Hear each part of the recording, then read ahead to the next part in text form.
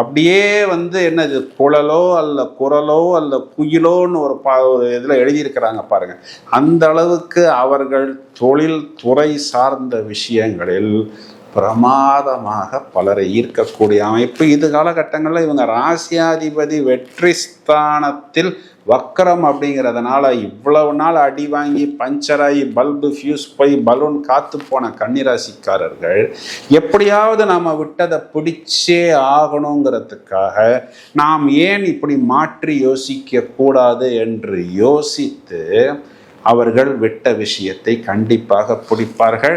அப்போது அந்த கன்னிராசி சகோதரரோ சகோதரியோ ஒரு பாட்டு பாடினா, ஒரு டான்ஸு ஆடினா, டிக்கெட் இல்லை மாப்பிள்ள, ஹவுஸ்ஃபுல்லாக போகுதுடா, அந்த அளவுக்கு கூட்டம் வருதுடா, அவ்வளோ பிரமாதமான டேலண்ட்டை அவர்கள் வெளிப்படுத்துகிறார்கள்.